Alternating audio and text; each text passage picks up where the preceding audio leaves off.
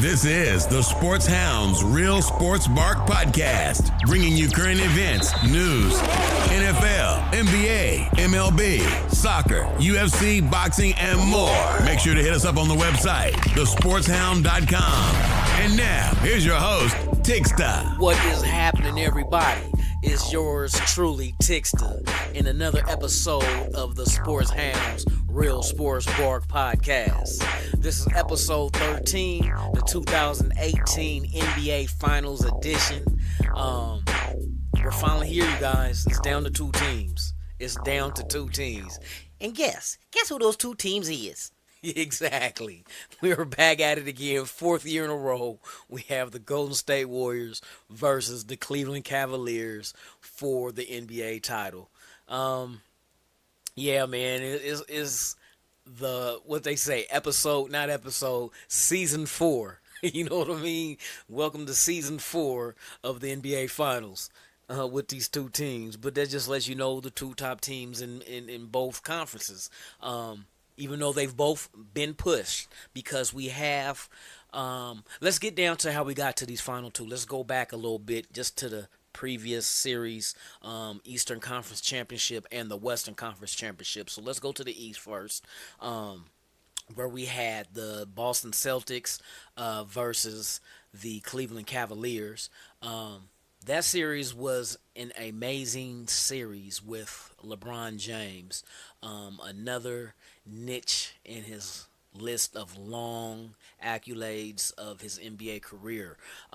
This dude is like, okay, let's before we get into the game, let's talk about this dude here coming out of high school. Everything was on his shoulders. Everybody wanted to crown him king, the next Jordan, the next whoever. Okay, the GOAT discussion to me is not even a discussion at this point, because you cannot argue a man's career that is still playing versus a man's career who is retired. So we have set numbers and set, different awards and different peaks that, a certain player has reached in his career, to put him on a different echelon of pro players. LeBron's been in the league 15 years. He's 33 years old. I've seen players reach 40 in the NBA. Okay? I've seen it happen. I've seen them play in the NBA at 40 plus. So to not say LeBron won't make it to 40, let's just hindsight. Let's just say he makes it to 40. That means that's another 7 years of this dude. So let me break down his career for you. 7 years this dude will have left if he makes it to 40. Just say 40 is it. He reaches the age 40. He plays his final career game, and he's retired. But you still have to add. Right now, we're in discussions of this dude at 33 about his numbers surpassing Jordan's, surpassing Kareem, surpassing total points in the postseason by Jordan. He's passing this at 33. And if we're saying he has 7 more years left in the tank, that's another 7 years of stats. He's only been in the league 15 years. So 7 years is like another half of his current career. And let me explain what he has done in those 15 years. In those 15 years, this dude has made an appearance in the NBA Finals 9 times. 9 times out of 15 years, he's been to the finals. So, all in all, he spent more time of his career in the finals than he has not making it at all. You understand what I'm saying? We're talking about 9 in his career. 9 appearances. And we know the appearances is hard. The appearances, to me, getting to the finals is harder than actually playing in the finals. You know what I mean? Because you have multiple series that you have to go through even to get to the finals. The finals is one series, best of 7. That's it. That's the last one. After, if there's a game 7, there is no more. When you're going through round 1, round 2, and these are best of 7 series, it's a long period of time of playing basketball to get to the finals, and you're looking at your potential is having 21 straight games before you get to the finals. And I'm meaning if the previous 3 series go 7 games, that's a maximum 7 games each series with 3 series. So we're talking about 21 straight games before you even see the finals. So let's do the math on that one and put it in perspective. 21 games. Okay, hear what I'm saying. 21 games is just over a quarter of an NBA season. And we're just talking about playoffs, though. A quarter of an NBA season with 82 games, you understand? A quarter of that. We're talking about possibility of 21 games just in the playoffs. Not including the finals, just the playoffs. The potential of 21 games being played is a quarter of a regular NBA season, but it's been compacted into a postseason against, you get one opponent per round. You know what I mean? It's not like 21 games and it's against 21 teams. You know what I mean? Where you got a different look every night. Different, you know what I mean? It's the same team that can adjust to you after game 2 or after game 1. Can also adjust after game 2. Can adjust after game. You're playing a chessboard game with the opposing team for the fact that you have to continuously see each other. It's a game of adjustments. If I see you throwing something at me in game 1, I'm going to come back with this to see if I can counter that. Then you're going to go back to the drawing room and try to counter that. So it's a chessboard. It's the last laugh. Whoever gets the last laugh, last best. You know what I mean? So whoever's the last man standing, winning the 4th game. Whoever wins the 4th game first in any of these series, that's it. You know what I mean? But that's just, think of 21 straight games in the playoffs to get to the finals. You got to go through an extra quarter of a season just to get to the finals. So, you know what I mean? It's, remarkable. For that dude to go 8 straight times, 9 in his career, I congratulate you. LeBron, he's up there. You know what I mean? And we can't start discussing the GOAT. We cannot compare this man to Jordan. You cannot compare this man to Kobe. Or vice versa. You can't compare them to him. Because like I said, this man's career is not over yet. Wait until he's finished with basketball and let's see what he has after that.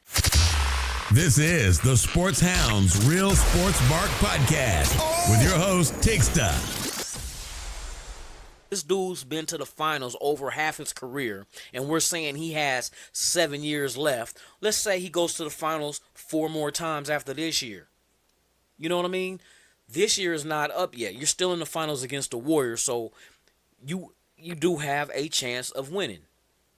Some may not give you a chance because of your team compared to their team, but you never know. That's why you have to play the game. You never know. Because if he happens to go in here and he wins and gets another ring, which brings his count to 4, that means 2 behind Jordan. Now, if we're saying he has 7 years left in his career and he goes to over half of his career average-wise like he's done now, we'll say out of 7 years he gets to the final 4 times. He only has to bat 500. You understand? He only has to go out of the next 7 years and he goes to the final 4 times. All he has to do is win half of that. 2 finals in the next 7 years will tie him with Jordan, and I guarantee you he will have more points, more rebounds, more assists than Jordan. But see, you guys are all wrapped up in someone taking over Jordan, or maybe it's just the fact that that someone is LeBron James. This happens. It's the circle of life. There's always someone behind. And it's not a knock on the one ahead, because the one ahead probably had something to do with the one behind passing them. Jordan had a lot to do with LeBron James. All right? You guys understand this. Jordan had a lot to do with LeBron James's career, because this is one man that LeBron said out of his own mouth was one of the ones he idolized. So indirectly, Jordan had something to do with the person who will be crowned above him after his career is done. I mean, it's just you can't deny that. But that's part of Jordan because, and the next one that's coming behind LeBron is going to have Jordan, Kobe, and LeBron to look up and mimic their game after. So now he got three great players that he can pull from. You understand? It's always meant for someone to get better. There's going to be someone that's going to be faster, that can jump higher, that can shoot better, that can score. And then the other thing is that we don't account is the God-given ability. For LeBron James to be his height and weight and be able to move like he does, that is a God-given talent. Because think of this like this. Say, for instance, Michael Jordan. If Michael Jordan, with his game, let's not change his game. Let's give him the same exact game he had when in his career. Imagine Michael Jordan at the same height and weight as LeBron James, able to do everything he does. Now you understand what I'm saying? The God-given aspect. See, Jordan had to work on shooting. He had to work on defense. But he didn't have to work at his ability to have above the rim, and it just seems like he just floats. Some people have that natural, you know what I mean? That natural God-given athleticism that changes the game. LeBron has that changes the game. LeBron James, this is how I sum him up. Imagine the build, the height, the weight of Karl Malone. Okay? We got Karl Malone, the way he's built. Now, well, imagine if Karl Malone had above the rim game like Michael Jordan. And what if he can see the court and make passes like magic? See? That's LeBron James. LeBron James is built like Karl Malone. Karl Malone never really got injured. Karl Malone played until he was 40, 41, 42, if I remember right. I know when the Lakers brought him in with Gary Payton, that they had already three-peated. They were going for a four-peat, but the Pistons with them bad boys, man, hey, with Ben Wallace and them came through. But he was at the end of his career, but we're talking about in his early 40s. So LeBron built like that, healthy like that, but has a game above the rim like Jordan, but can pass and see the court like magic. Come on now. Come on. You don't want to give this man his props. I can understand. I mean, if you got an idol and there's someone that's a threat to your idol, tear down the threat. You know what I mean? And it's all, and it's all fun and games, with discussion and sports talk and everybody's opinion on what is the GOAT. Who is the GOAT? Some say Jordan, but there's others before Jordan that was more dominant and has more rings and more finals appearance. Bill Russell, you know what I mean? You had dudes that was like one ring behind. Jordan had 6 and you had Magic with 5. You know what I mean? But it comes down to, if you step away from it, take the names off the back of the jerseys and just look at their stats. Look at their stats. If you see no name and you just seen how many points per game, how many assists, how many rebounds, how many steals, how many blocked shots, all that. You see all that. How many finals appearances, how many finals wins, how many MVPs of the finals, how many MVPs of the regular season. You have to look at everything. And that's why I said to even have this discussion as far as who is the GOAT now is ridiculous. Jordan is the GOAT now, hands down. Because that's what the media crowned him, and that's what people, fans and so forth, crowned him. Jordan is considered the GOAT because I think he evolved the game. Now, when you talk about GOAT, to me, you have to add that aspect into it all also. Not just his stats, but also how did he change? Did he change the game? You know what I mean? And Jordan changed the game. He changed the game. When he came in at above the rim, and just his hang time and this shot creation, and it changed the game. Okay? Kobe didn't change the game. because Kobe to me wasn't a duplicate of Jordan. You want sports? We got it right here.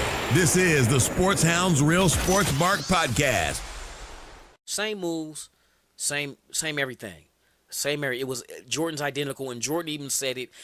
Jordan said something about who would he have a harder time playing one-on-one against, LeBron or Kobe, and Jordan wanted to say Kobe because Kobe plays like him, has his moves.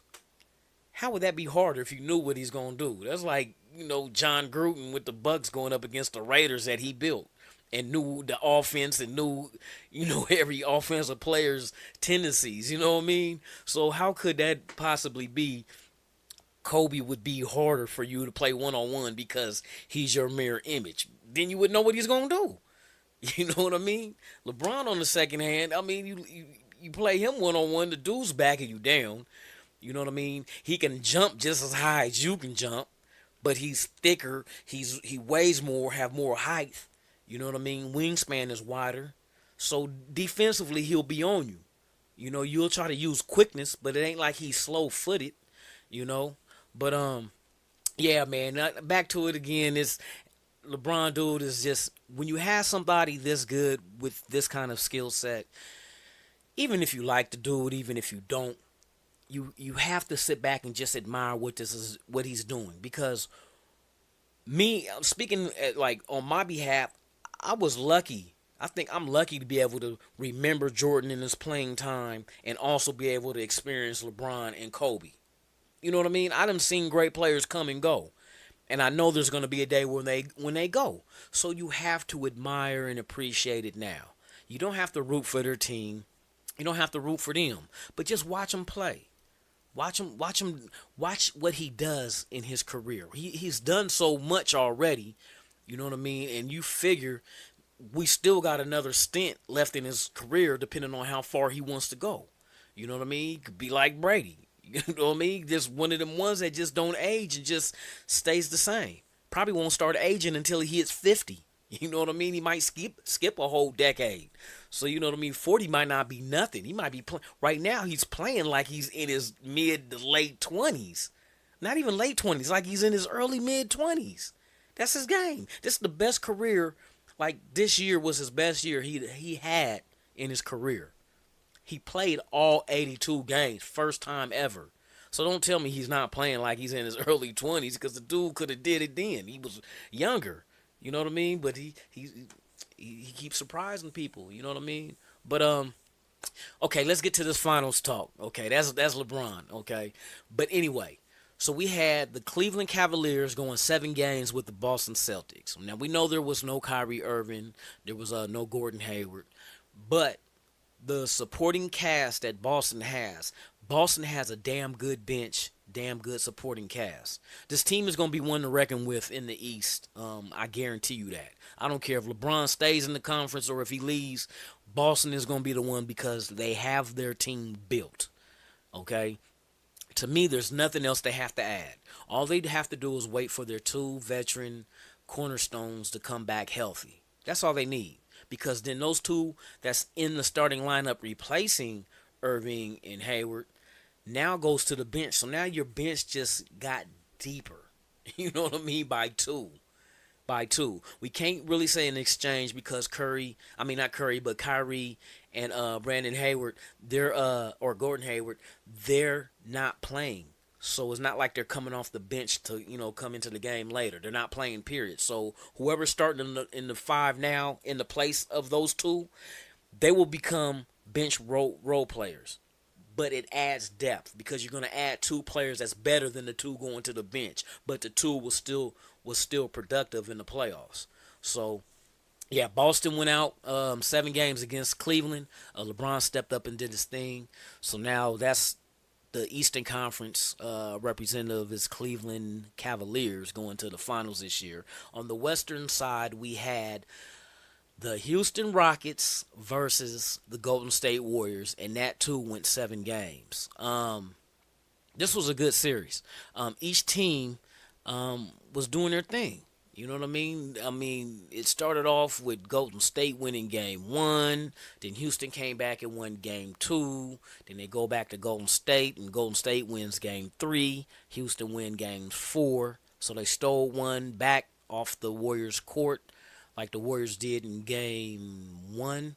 Um, so after game four, they go back to Houston, which Houston wins. So that's game five. Game six. Yep, was game six was in Golden State. And I think Golden State won that game to tie it up to 3-3. And then game seven. Let's not forget that in that game six, you had Chris Paul going down with injury, a hamstring. So he didn't play in game six, and he didn't play in game seven. So yeah, injury bug is bad. It depends on when you get hit with it, and sometimes they hit you at the wrong time. But yeah, man, I look forward to that dude getting healthy. He's gonna be a free agent, unrestricted free agent this year. So, does he resign back with Houston? Does he test the waters and find another situation to go to? Who needs a starting point guard? But I think Houston's gonna do what they can to keep. Might as well keep them there. They're contenders. All Houston needs is another piece, which we all know that they were looking for because they were involved with talks with the New York Knicks for Carmelo Anthony. I guess at the trade deadline, but Oklahoma City stepped in with a better package to offer the Knicks and made the trade and got Carmelo themselves. But I know Houston was after that. So if they're looking for a small forward, dare I say LeBron James, but that's another rumor floating out there. Could happen. We'll see. That would make that team stronger. This is the Sports Hounds Real Sports Bark Podcast with your host, Tigsta. Yeah, I'm talking about championship over the Golden State Warriors contenders, but you have to wait and see. We can't guess. So yeah, we have the Warriors winning in Game 7 over the Houston Rockets. So now we have, for the fourth year in a row, the Golden State Warriors versus the Cleveland Cavaliers. This should be interesting. This is a new team that Cleveland is basically bringing forth to the finals due to trades made at the deadline this year. After trading Kyrie to Boston, getting Isaiah Thomas, and then turn around trading Isaiah Thomas, So, I mean, you add some good young pieces. I don't know at this point in LeBron's career, does he want to stick around and rebuild? But that's another discussion. We'll talk free agency when free agency is upon us. But now let's get into these finals. But as far as matchup go, it depends. It really depends. Golden State has a better team, but after watching what Houston did, where Houston got into their chest, was real aggressive with shooters. Cleveland does have shooters. Now, whether they're consistent or not, that's a whole nother subject. But they do have shooters. But let's see. They should get Kevin Love back. Kevin Love had missed more than 1 3/4 of a game with a concussion that he received playing against Boston. So he was out with a concussion. He missed Game 7, and he missed the remainder of Game 6 when that injury occurred. But I do expect him Thursday, suited, starting lineup for Game 1 of the NBA Finals. So, I think matchup-wise, it's going to have to be... I'll tell you my keys. My keys to this finals is going to be bench play and consistency. That's the two things right there. Defense is going to be there. You could play defense when your shot ain't falling. So defense, it holds more weight to me than scoring. Scoring, you can go cold and shit. There's not really anything you can do about that, but just keep shooting. Defense, Nah, defense, you can play defense whenever. You know what I mean? The ball's not in your hand.